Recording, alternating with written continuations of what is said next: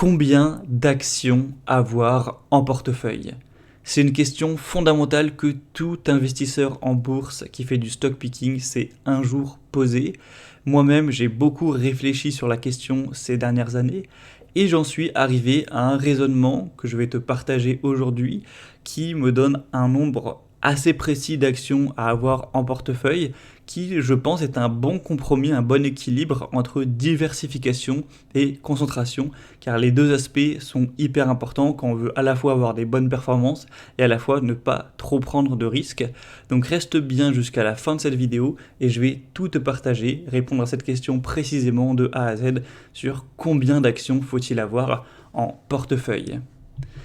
Le premier raisonnement qu'on peut avoir lorsqu'on commence dans l'investissement, c'est évidemment le bon réflexe de se dire je ne dois pas mettre tous mes œufs dans le même panier. Forcément, si aujourd'hui je mets tout mon argent sur une action, même si cette action est super et a des bons fondamentaux, il peut toujours y avoir un risque exogène qui va faire que cette action va s'écrouler. Et si jamais tu perds une très grosse partie de ton capital, c'est très compliqué, voire quasiment impossible de le récupérer par la suite. Donc il faut vraiment juste éviter le risque de ruine. Donc c'est un bon raisonnement déjà de ne pas mettre tous ses œufs dans le même panier. Le problème, c'est que certains abusent, ils finissent par avoir un nombre beaucoup trop important d'actions. Ils vont avoir, 50, 70 actions parfois, et en fait, ça revient littéralement presque la même chose qu'avoir un ETF en fait, puisqu'avec 70 actions, c'est très difficile de avoir un rendement, une rentabilité différente de l'ETF, puisque tu as tellement d'actions que tu vas juste reproduire à peu près l'indice, à peu de choses près. Donc au final, ça revient à un raisonnement pas très logique de payer des frais puisque tu as fait 70 transactions minimum pour avoir tes 70 actions, alors que tu aurais pu faire une seule transaction, avoir l'ETF et donc avoir une rentabilité plus intéressante. Donc voilà, c'est sûr que s'éparpiller, c'est pas quelque chose à faire, surtout qu'en plus, si tu es sérieux, que tu lis les rapports annuels, que tu lis les rapports financiers trimestriels, si tu as 70 actions, c'est un boulot absolument monstre, donc c'est pas vraiment quelque chose de faisable non plus. Et on se dit que si on veut avoir des chances de battre le marché, c'est quasiment impossible à faire avec 70 actions, donc il faut se concentrer et se rapprocher plus d'un portefeuille où on a ses préférés, ses actions qui sont les plus belles entre guillemets, pour pouvoir faire une différence avec le marché. Et après, le raisonnement 3, si on se concentre trop, si on se dit, bon allez, je vais me la jouer plus investisseur prodige et avoir plus que 4, 5, 6 actions, on peut se prendre une bonne claque dans la face avec une action qui représente 10%, 15%, voire même peut-être 20% du portefeuille, qui un jour, à cause d'une mauvaise nouvelle, baisse drastiquement. Et quand on se rend compte qu'une action qui pèse, on va dire 20% du portefeuille prend un moins 50, ça fait quand même une baisse de 10% sur tout ton patrimoine boursier. C'est très dur à encaisser. Moi, j'en suis pas allé à là à avoir plus que 6 actions, mais c'est vrai qu'à un moment, j'ai réduit mon nombre d'actions, etc. Et quand il y en a une qui s'est quand même bien cassée de la figure, ça m'a fait un petit peu tout drôle et je me suis dit, bon, c'est bien d'être concentré, mais il ne faut pas dépasser une certaine limite non plus. Et du coup, ça permet de revenir vers un certain juste milieu entre, comme on l'a dit, se diversifier et se concentrer. Alors la question qu'on finit par se poser après des mois, des années de prise de tête là-dessus, c'est à la fin, combien d'actions est-il optimal d'avoir dans son portefeuille? Est-ce qu'il faut en avoir beaucoup? Est-ce qu'il faut en avoir 30, 40? Est-ce qu'il faut en avoir peu? En avoir 4, 5, 6, mais qu'on connaît très bien? C'est vraiment une question, je trouve, assez compliquée, un débat, un dilemme presque. Donc moi, je vais te partager totalement mon raisonnement que j'ai par rapport à ce sujet. Déjà, il y a un point hyper important à considérer, c'est est-ce que en plus de tes actions, tu as un ETF ou des ETF?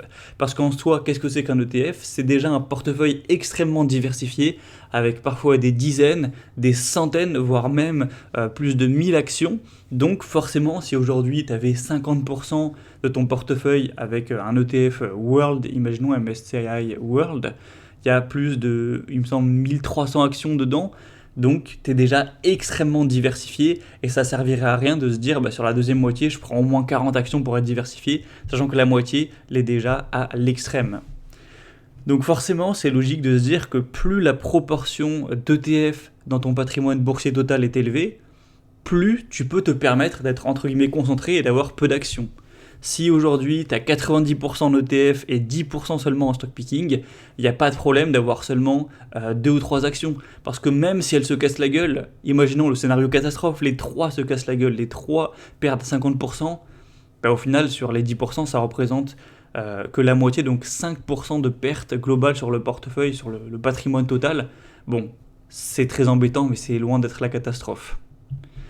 Donc j'en avais parlé il y a quelques vidéos, hein, il y a l'avant-dernière vidéo il me semble, il y a un curseur forcément qu'on a entre avoir tout en stock picking, donc 0% en ETF, et à l'inverse avoir 100% en ETF et 0% en stock picking. Et forcément je ne peux pas te donner un nombre comme ça, te dire 15, 25 ou 17 ou 32, parce que je ne sais pas si tu as des ETF ou pas. Donc il faut juste se poser la question de quel nombre il faut si j'ai tout en stock picking, quel nombre il faut si j'ai la moitié en ETF, donc la moitié en stock picking, quel nombre il faut si j'ai la majorité en ETF, et j'ai fait un tableau que je vais te présenter par la suite avec toutes ces précisions, donc ne t'inquiète pas. Donc comme on l'a dit, ça dépend de pourcentage du patrimoine qui est en stock picking, hein, ça peut être 20%, 30%, 70%, voilà, peu importe. Donc il faut adapter par rapport à ça. Maintenant, imaginons que toi, on va commencer par là, tu as 100% de ton patrimoine boursier en stock picking. T'as pas d'ETF, tu fais pas dans les ETF, tu es juste 100% en actions. Dans ce cas-là, moi je te recommande 20 actions différentes avec forcément, hein, ça c'est important de le préciser quand même si ça paraît logique, une diversification dans les secteurs.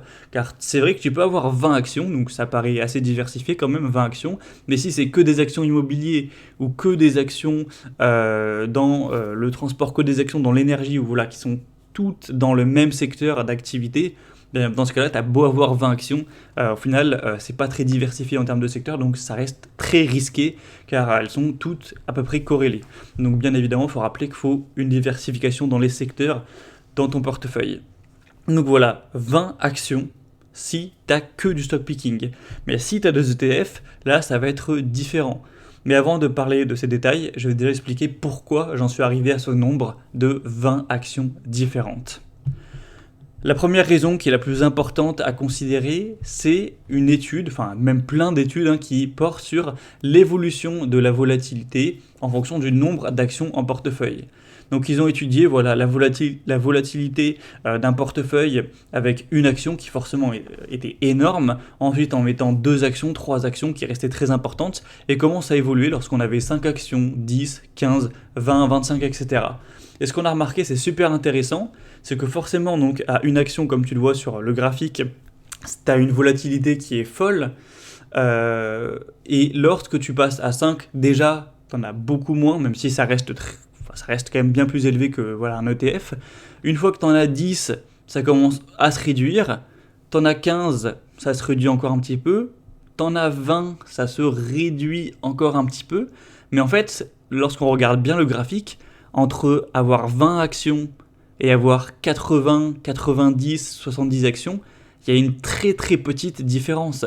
Lorsqu'on a 20 actions, on est autour des peut-être 28%, quelque chose comme ça, j'essaie de voir à peu près à l'œil, et lorsqu'on est à 95 actions, on va se retrouver vers 25%, donc on a un changement de seulement 3% de volatilité entre avoir 15, 20 actions et en avoir 90. Et en fait, si tu continues le graphique vers 100 actions, 200 actions, 400 actions, 1000 actions, ça tend toujours vers le 20%, tu vas jamais le dépasser. Donc tout ça pour dire que c'est intéressant en termes de baisse de volatilité de passer de une action en portefeuille à 15, 20 actions, imaginons peut-être 25. Mais par contre, avoir plus, ça ne va quasiment rien réduire au niveau de la volatilité. Donc c'est clairement quasiment aussi risqué. Ça ne va pas faire moins bouger, entre guillemets, ton portefeuille au fil des années. Et forcément, là, on voyait en bleu et en rouge qu'il y a une différence entre les small caps et les large caps. Donc j'ai écrit dans le titre que ça suit une loi logarithmique. Si t'es pas familier avec ce terme, en gros, simplement une loi logarithmique, c'est quand, en gros, c'est un petit peu l'inverse d'une loi exponentielle. Tu vois que les intérêts composés au fil des années, c'est exponentiel. Plus le temps passe, plus tu gagnes d'argent. Et chaque année supplémentaire, tu vas gagner de plus en plus d'argent. ça augmente à chaque fois avec une multiplication. Et une loi logarithmique, c'est l'inverse, c'est qu'au début, ça va très vite, et plus le temps passe, moins ça va aller vite, ça va faire une division. Donc si je veux te prendre un petit exemple de la vraie vie, eh bien imaginons que tu vas t'entraîner pour faire de la course à pied. Eh bien, au début, tu vas progresser assez vite. C'est sûr que la première année, tu vas bien t'améliorer en course à pied. La deuxième année, tu vas progresser, mais un petit peu moins. La troisième année également. Et au bout de 10 ans de course à pied, tu vas quasiment plus t'améliorer si tu t'es entraîné sérieusement. Une fois que voilà, tu fais ton marathon en voilà, un nombre d'heures précis, après 10 ans, 11 ans, 12 ans, tu vas plus progresser autant que la première année parce que tu tends au bout d'un moment vers zéro amélioration. C'est pareil, même si on parlait de la musculation ou de plein de choses dans la vie, où au début tu progresses vite et ensuite tu tends à ne quasiment plus pouvoir progresser. Et bien là c'est la même loi, c'est que plus tu augmentes ton nombre d'actions, moins ça a un effet au niveau marginal sur la baisse de la volatilité. Donc déjà c'est une étude hyper importante, je te mettrai un lien en description si tu veux aller voir ça plus en profondeur. Donc ça nous fait dire en simple que c'est pas très intéressant en termes de baisse de volatilité d'aller au-delà de, voilà, il n'y a pas un nombre exact qui est à 20, mais voilà, au-delà de 15, de 20, de 25 actions, c'est pas très intéressant à ce niveau-là. Et puis en plus, un point que là je ne vais pas représenter par un graphique mais qui est logique, c'est que c'est du boulot. Si tu es un investisseur sérieux, que tu connais bel et bien les entreprises que tu possèdes, les sociétés, donc tes actions, que tu es allé lire le rapport annuel, que tu suis l'évolution des résultats tous les trimestres, etc., les annonces, eh bien forcément, plus tu vas avoir d'actions, plus ça va être du boulot. Parce que lire 10 rapports annuels et suivre les rapports trimestriels de 10 sociétés, ça prend certes du temps, mais voilà, ça reste faisable. Mais suivre les rapports annuels et les rapports trimestriels de 100 sociétés, ça paraît complètement infaisable. Ou alors c'est vraiment que tu es à plein temps complètement sur la bourse du matin au soir, que tu fais ça voilà, 10 heures par jour. Sinon c'est vraiment impossible. Donc en plus de cette étude, ce côté baisse de volatilité voilà, qui s'atténue après 15-20 actions, de toute façon, avoir plus de 20 actions, ça paraît presque infaisable en termes d'information dans le cerveau. En tout cas, si tu fais ça en plus de ton travail, de ton activité, après, à la limite, si tu es à plein temps que sur tes investissements, eh bien, c'est moins un problème. Mais c'est un argument très important. Moi, j'ai moins de 20 actions, c'est quand même du boulot. Si j'en avais 40 ou 60, 70, je pense que je pourrais même pas m'en occuper correctement. Donc voilà, c'est pour ça que j'ai dit que pour quelqu'un qui aurait 100% stock picking, 20 actions, c'est le bon nombre. Après, évidemment, c'est pas une règle stricte où il faut avoir 20 actions et non pas 21 et non pas 19. Voilà, c'est le nuage vers lequel il faut se porter. Environ 20 actions, donc si tu en as 18, 19, c'est tout à fait ok. Si tu en as 21, 22, voilà, on n'est pas à l'action près, mais il faut environ se mettre dans cet ordre de nombre là à peu près. Donc maintenant, tu te poses peut-être la question, moi, j'ai pas 100% stock picking, donc je vais pas aller vers 20 actions. Alors combien? Si j'ai 80% stock picking, si j'ai 60%, si j'ai 40%, si j'ai 20%, combien je dois avoir d'actions? En fait, c'est tout à fait proportionnel, car plus tu vas avoir d'ETF, comme on l'a dit, plus tu peux, entre guillemets, te permettre de te concentrer. Donc je t'affiche directement un tableau très clair qui va te mettre à gauche le pourcentage de ton patrimoine boursier qui est en stock picking. Donc ça peut être 100%, ça peut être 50%, ça peut être 20%. Et à côté, le nombre d'actions que moi, voilà, je pense est équilibré en fonction de ce nombre-là. Donc comme on l'a dit, celui qui a 100% en stock picking, qui est que avec des actions individuelles, je recommande environ 20 actions. Après, quelqu'un qui aurait quand même 25% en ETF, on pourrait dire, donc 75% en stock picking, on pourrait dire qu'il peut réduire à 15 actions. Quelqu'un qui aurait 50% en ETF et en stock picking, on pourrait lui conseiller d'avoir 10 actions, donc voilà, divisé par 2. Et quelqu'un qui aurait juste un petit peu de stock picking, qui aurait que 25% en stock picking, mais la majorité largement en ETF, on pourrait même lui conseiller d'avoir 5 actions, parce que voilà, au final, chaque action va représenter environ 5% en moyenne de ton patrimoine boursier. Donc ça me paraît correct.